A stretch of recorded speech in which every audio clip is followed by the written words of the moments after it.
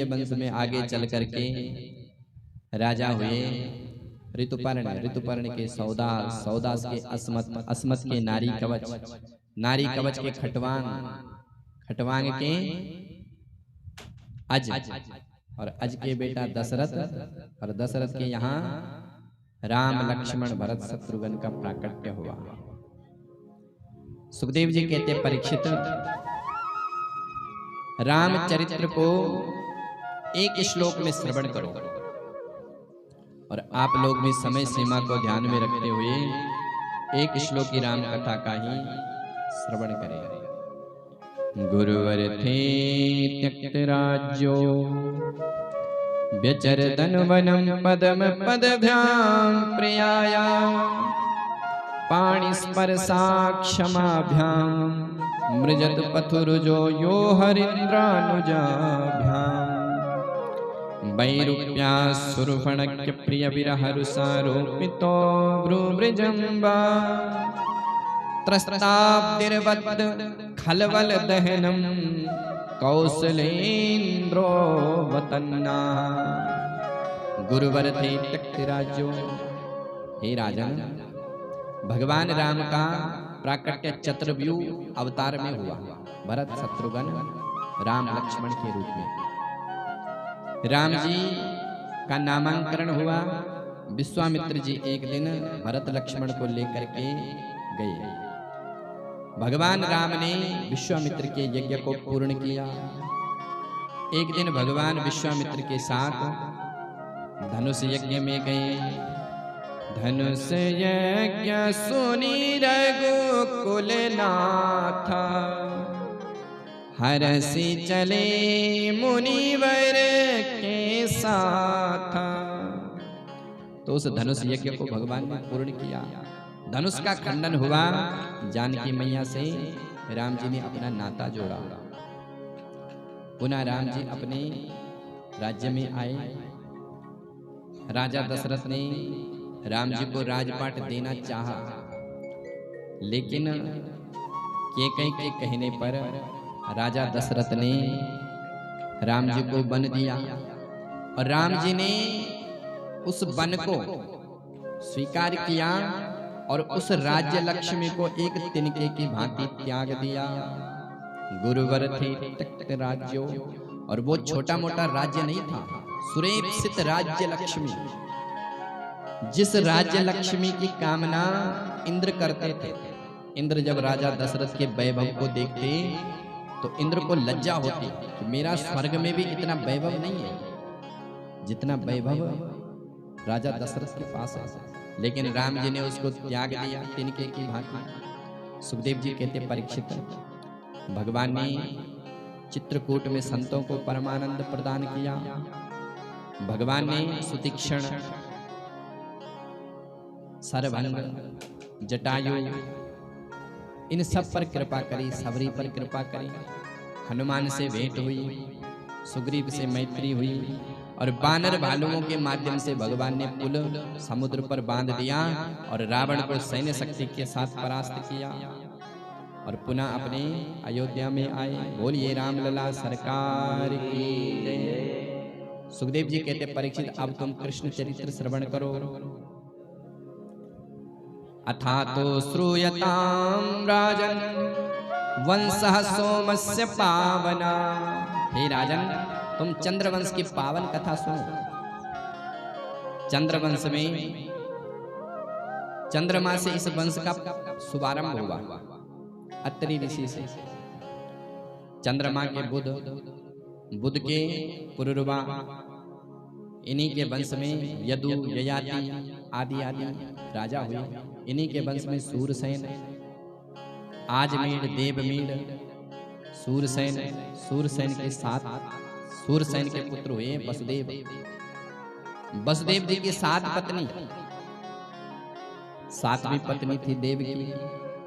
देवकी के गर्भ से परीक्षित 6 पुत्रों की हत्या कंस ने करी। 7वें पुत्र संकर्षण हुए और 8वें गर्भ में भगवान पधारे। परीक्षित, भगवान ने जन्म तो मथुरा में लिया, लेकिन गोकुल में आए। गोकुल में खूब माखन मिश्री खाई और उसके बाद भगवान वृंदावन चले गए। वृंदावन के बाद भगवान मथुरा गए। मथुरा में मामा कंस को मारा। मथुरा के बाद भगवान द्वारिका में गए। द्वारिका में भगवान के 16,108 विवाह हुए और पुनः अपने स्वधाम को चले गए। परीक्षित ने कहा, हो गई महाराज कथा? बोले सुना तो दी पूरी, आदि से अंत तक सुना दी। परीक्षित ने कहा, गुरुदेव ऐसा मत करो, मैं 4 दिन से इसीलिए यहाँ पर बैठा हूँ कि कृष्ण कथा मेरे को विस्तार से सुनने को मिले। तब सुखदेव जी ने 10वें स्कंद को विस्तार से गाया। 90 अध्यायों में कृष्ण चरित्र को गाया। परीक्षित ने प्रश्न किया, कथितो वंश विस्तारो भवता सोम सूर्ययो राज्यम चोभय वंश्यानाम चरितम परमाद्भुतम। हे महाराज, आपने सूर्यवंश की वंशावली खूब सुनाई, चंद्रवंश की भी वंशावली बताई, लेकिन जहां मेरे ठाकुर की कथा आई आपने चटपट कैसे कर दी। तब सुखदेव जी बड़े प्रेम से सुनाने लग गए। सुखदेव जी कहते, परीक्षित बड़े ध्यान से सुनो। जब इस धरती में पाप होता है, जरासंध, बड़े बड़े कंस जैसे राजा इस धरती पर पाप करते हैं, तो ये धरती पीड़ित होकर के गौ का रूप धारण करके ब्रह्मा के शरण में जाती है। और ब्रह्मा जी से इस पृथ्वी ने प्रार्थना करी कि हे ब्रह्मदेव, मेरे ऊपर बहुत पाप हो रहा है। तो ब्रह्मादिक देवताओं ने पृथ्वी की ओर से भगवान से प्रार्थना करी, सारे देवताओं ने। और जब प्रार्थना करी तो ब्रह्मा जी के कानों में भगवान ने संकेत कर दिया और ब्रह्मा जी ने वो संकेत सभी देवताओं को सुना दिया। सुनो सुनो देवताओं, भगवान का अवतार होने वाला है। कहाँ होने वाला है? तो ब्रह्मा जी ने पूरा बताया। वसुदेव गृहे साक्षात् भगवान विष्णुरव्ययः। हे देवताओं, भगवान का अवतार होने वाला है। कहाँ होने वाला है? बोले वसुदेव जी के घर में। देवताओं ने कहा कि ब्रह्मदेव, भगवान अकेले आ रहे हैं कि अपनी पत्नी को लेकर के आ रहे हैं? बोले हाँ हाँ, भगवान अकेले नहीं आ रहे हैं। सुरस्त्री सुरपतिम यथा, अपनी पति के साथ में, अपनी शक्ति राधा रानी के साथ में आ रही है। फिर क्या था महाराज? मथुरा मंडल में अवतार होने लगे देवी देवताओं का। सारा मथुरा मंडल देवी देवताओं से भर गया। मथुरा के राजा है उग्रसेन, जो परम पावनी, जो महान सम्राट है उग्रसेन जी महाराज। इनकी नीति बड़ी उग्र है। लेकिन बेटा हो गया कंस। कस हिंसायाम धातु से कंस शब्द बनता है, जिसकी प्रवृत्ति हिंसा में हो। कंस इतना दुष्ट था कि इसने एक दिन अपने पिता को जेल खाने में बंद कर लिया और राजगद्दी पर स्वयं बैठ गया। एक दिन कंस ने विचार किया कि समाज मेरे को दुष्ट मानती है, तो चलो समाज में अपनी प्रतिष्ठा बनाए। कैसे? बोले कंस की चचेरी बहन थी देवकी, दैवक की पुत्री। तो कंस ने विचार किया कि मैं इसका संबंध जोड़ता हूं। तो संबंध वसुदेव जी से पक्का कर लिया और विवाह में स्वयं कंस ने अपने आंखों से झूठ मूठ के आंसू बहाना प्रारंभ कर दिया कि लोग मेरे को भोला भाला समझे। और विवाह में कहा कि मैं अपनी बहन का रथ स्वयं हाँकूंगा अपने हाथों से। अब जैसे रथ को हाँका, इसने झूठ मूठ के आंसू निकालने प्रारंभ कर दिए। तो प्रजा ने कहा कि राम राम, ये महाराज तो बड़े दयालु हैं, दिखने में तो बड़े कठोर हैं। कुछ नेता होते हैं हमारे, 4 साल तक खूब भ्रष्टाचार करेंगे और 5वें साल विनम्र बन जाएंगे। तो कंस ने भी विनम्र बनने का प्रयास किया, लेकिन जो विरोधी पार्टी होती है वो पोल खोल देती है तुरंत। उसी समय जैसे कंस रथ को हाँक रहे थे तो प्रजा तो देख देख करके बड़े भावुक हो रही थी, देवकी भी भावुक हो रही थी। लेकिन उसी समय देवताओं ने पोल पट्टी खोल दी, आकाशवाणी कर दी देवताओं ने, अस्यास्तमष्टमो गर्वे हंताया बहसी बुधा हे अबुद कंस, तू जिस बहन के रथ को हाँक रहा है उसी का 8वां लाल होगा तेरा काल। अब तो दुष्ट की प्रकृति महाराज पानी की लकीर जैसी होती है। तुरंत उसका भाव बदल गया, उसने उठाई तलवार, पकड़े देवकी के बाल और मारने के लिए तैयार हुआ। और वसुदेव जी ने रोक लिया। वसुदेव जी ने कहा महाराज आप क्या कर रहे हो, ये तुम्हारी बहन है और बहन पुत्री के समान होती, ऐसा तवा नुजा बाला पुत्र काम अपी, पुत्री के समान होती है और विवाह का समय है। कंस ने कहा कि वसुदेव ये मेरी बहन है लेकिन मेरे काल को जन्म देगी, इसलिए मैं इसको मार दूंगा, ना रहेगा बांस ना बजेगी बांसुरी। वसुदेव जी ने कहा कि कंस तुम ऐसा करो कि हम दोनों को बंदी बना लो और मैं तुमको वचन देता हूं कि देवकी के जितने भी पुत्र होंगे मैं तुमको समर्पित कर दूंगा। अब कंस ने मन में विचार किया कि बात तो ठीक है, मुझे देवकी के लाल से भय है, तो दोनों दंपति को जेल खाने में बंद कर दिया। कालांतर में देवकी के गर्भ से कीर्तिमान नाम के पुत्र का जन्म हुआ। कंस ने उसको पकड़ करके धरती पर पटक दिया। ऐसे करके 6 पुत्रों की हत्या करी। अब सप्तम गर्भ में संकर्षण महाराज बलराम जी पधारे। भगवान ने योग माया को भेजा, बोले हे देवी तुम संकर्षण का आकर्षण देवकी के गर्भ से निकाल करके रोहिणी के गर्भ में स्थापित कर दो और तुम यशोदा की पुत्री बन जाओ। कंस तुमको 8वां मानेगा तो तुम हाथ से छूट करके आकाश में उड़ जाना और अष्टभुजी भगवती दुर्गा के रूप में प्रकट हो जाना। योग माया ने ऐसा ही किया। अब अष्टम गर्भ में भगवान पधारे। जैसे भगवान पधारे तो देवताओं ने भगवान की बड़ी सुंदर स्तुति करी और स्तुति करके जब सारे देवता चले गए तो भगवान का अब प्राकट्य होने का शुभ समय आ गया। भादों का महीना आ गया, कृष्ण पक्ष आ गई, अष्टमी तिथि आ गई और अष्टमी तिथि के दिन भगवान देवकी के गर्भ से प्रकट हो गए। बभूव प्राकृते शिशु। भगवान देवकी के सामने पहले चतुर्भुज नारायण के रूप में प्रकट हुए और जब चतुर्भुज के रूप में प्रकट हुए तो देवकी वसुदेव जी स्तुति करने लग गए। भगवान ने कहा स्तुति करने की जरूरत नहीं है, तुमने पूर्व में तपस्या करी इसलिए मैं तुम्हारा पुत्र बना हूं। तुम ऐसा करना कि जब मैं नन्हा सा बन जाऊंगा मेरे को गोकुल में छोड़ देना और वहां से एक कन्या को उठा करके ला देना। ठीक है महाराज। और इतना कहते ही भगवान एक शिशु के रूप में प्रकट हो गए। वसुदेव जी ने देर किए बिना तुरंत लाला को उठाया। जैसे भगवान का स्पर्श वसुदेव जी ने किया तो वसुदेव जी की हथकड़ियां बेड़ियां सब खुल गई। जितने भी पहरेदार थे सब सो गए, किवाड़ सब खुल गई। ब्रह्म से जब जीव का साक्षात्कार होता है तो उसके काम क्रोधादि विकार सब सो जाते हैं, जीव शुद्ध और मुक्त हो जाता है। वसुदेव जी ने तुरंत लाला को उठा करके गोकुल में ले गए और वहां से कन्या को उठाया और जैसे ही जेल खाने में आए कि हथकड़ियां बेड़ियां फिर लग गई। क्यों? बोले वो कन्या माया है। माया से जीव स्पर्श होता है तो बंध जाता है और भगवान से स्पर्श होता है तो खुल जाता है। जैसे ही कन्या को जेल खाने में लाया तो कन्या तो महाराज मुंह फाड़ करके रोने लग गई। कंस ने समझ लिया 8वां हो गया और जैसे आया तो देवकी के गोद में लाला की जगह लाली को पाया और कंस ने विचार किया कि ये देवताओं की माया है, मैं छोड़ूंगा नहीं।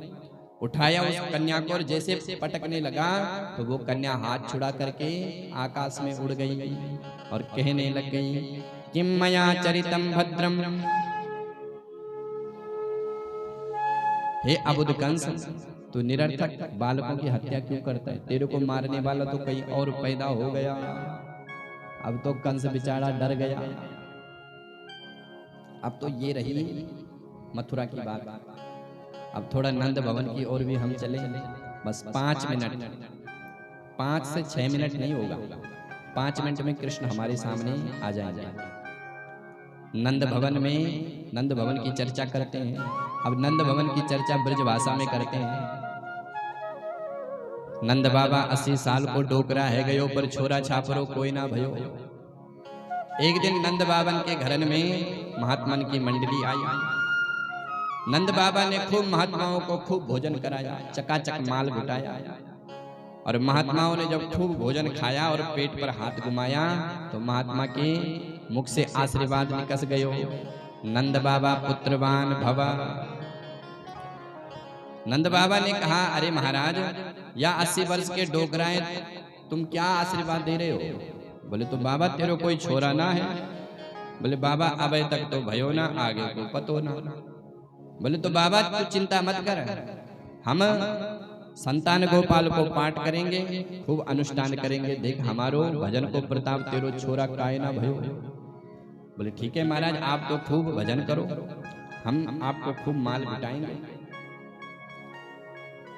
उन संतन को आशीर्वाद ऐसो भयो कि नंद बाबा को, यशोदा रानी को 80 वर्ष में परम लाभ है गयो। नंद बाबा तुरंत सुनंदा के पास गए। सुनंदा तू बुआ बनने वाली है। सुनंदा आई, भाभी जी की खूब सेवा करी, लेकिन आज कौन आया कौन नहीं आया किसी को पता नहीं, सब सोए हैं,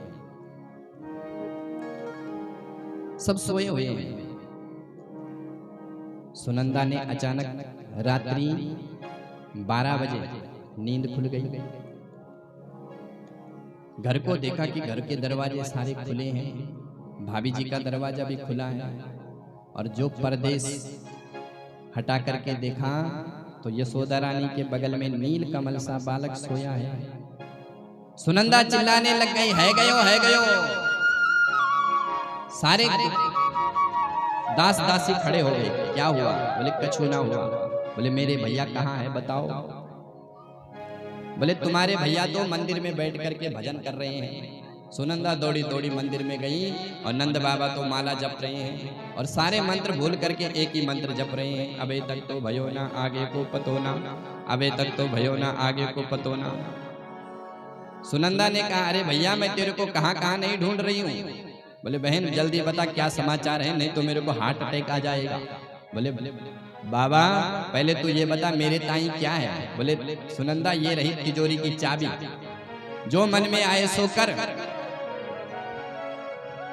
सुनंदा ने कहा कि बाबा तेरे घर में लाला को जन्म है गयो। नंद बाबा तो प्रसन्न हो गए, नंद बाबा तो प्रसन्न हो गए। नंद बाबा ऐसे उछल पड़े जैसे जैसे 10 वर्ष को छोरा उछल तो है। और सारे ब्रजवासी गा रहे हैं।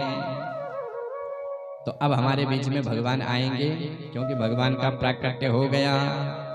गोकुल माँ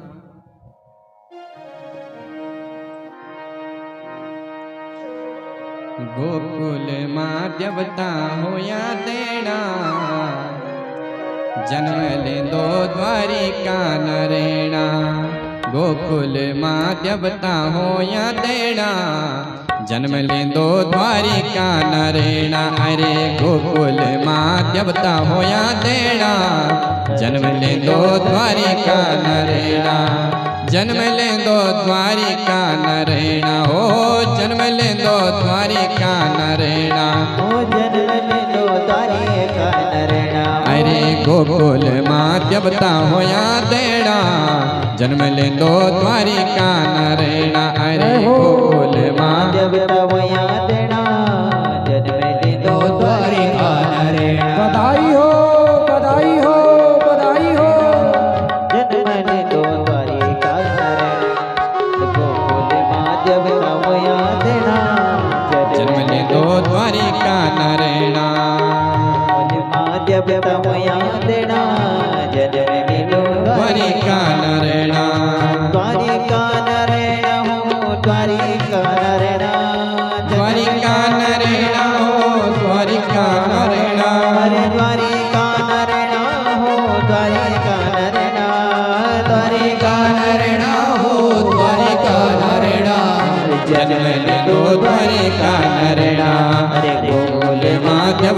होया देना जन्म लेंदो छल बली नारायणा गोकुल मां देवता होया देना जन्म लेंदो छल बली नारायणा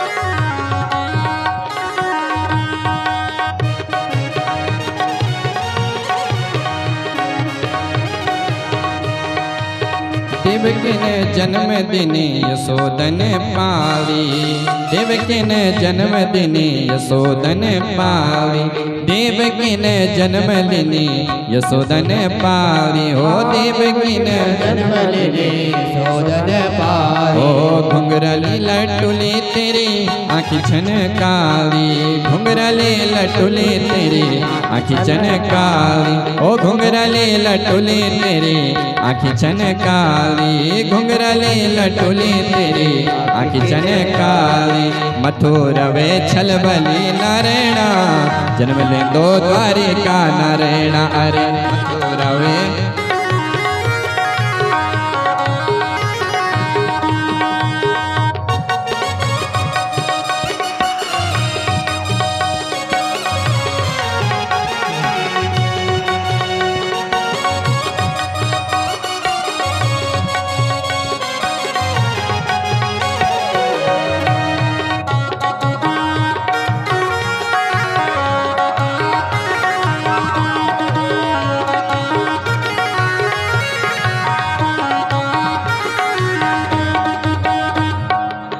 नंद बाबा जी जाना जमुना जी पार नंद बाबा जी जाना होला मथुरा पार नंद बाबा जी जाना होला जमुना पार नंद बाबा जाना होला जमुना पार धन्य धन्य होई गेन सब नर नारी धन्य धन्य होई गेन सब नर नारी तेरी चर्चा होनी छे नारायणा जन्म लेंदो द्वारिका नारायणा जन्म दिनी छल बली नारायणा जन्म दिनी द्वारिका नारायणा अरे जन्म दिनी छल बली नारायणा जन्म दिनी छल बली नारायणा अरे जन्म दिनी छल बली नारायणा जन्म दिनी छल बली नारायणा अरे जन्म दिनी छल बली नारायणा गोकुल मां देवता होया देना जन्म लेंदो द्वारिका नारायणा गोकुल मां देवता होया देना जन्म लेंदो द्वारिका नारायणा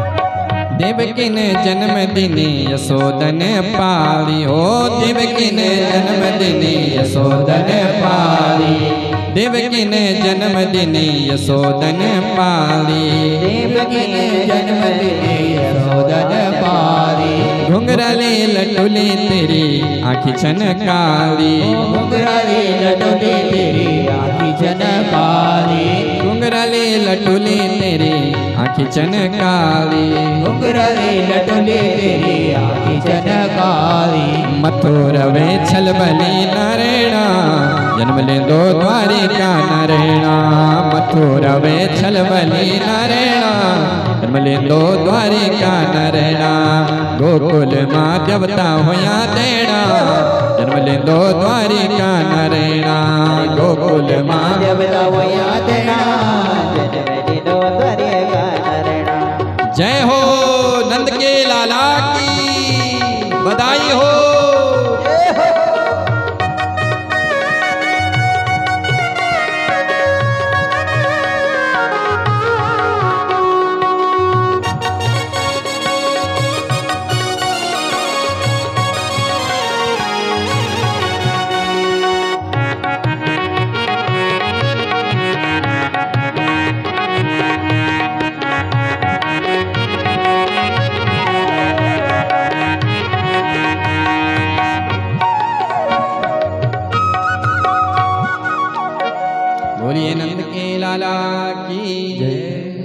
आप सभी को भगवान के जन्म महोत्सव की बहुत बहुत शुभकामनाएं। कठैत परिवार को बहुत बहुत मंगल शुभकामनाएं। भगवान इन पर खूब कृपा करें और ऐसे ही इनके जीवन में मंगल महोत्सव मनते रहे।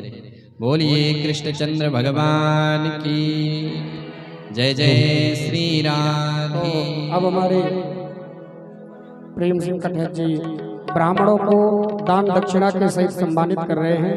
उनका बहुत बहुत धन्यवाद करें, जोरदार तालियों के साथ स्वागत करें। और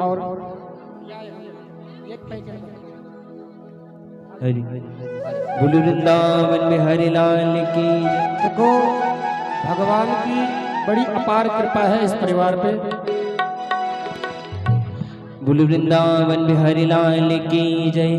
त्रिलोकी नारायण आज ऐनी धरती माँ। तो अभी जो है जिस प्रकार से नंद बाबा ने 2 लाख गायों का दान और संत ब्राह्मण गौ आदि सबको जो है पूजन किया है, इसी प्रकार से हमारे कठैत परिवार जिनके द्वारा पूज्य व्यास जी महाराज जी को बड़े प्रेम से और भाव से कृष्ण और बलराम का सम्मानित दर्शन किया गया तथा बस अपने कुल पुरोहित आए हुए हैं, उनका भी मान सम्मान और हमारे संग में जितनी भी संगीत मंडली तथा ब्राह्मण मंडली उन सभी को जो है प्रेम से भाव से सम्मानित कर रहे हैं। तो जोरदार तालियों के साथ आप इनका स्वागत करें, अभिनंदन करें।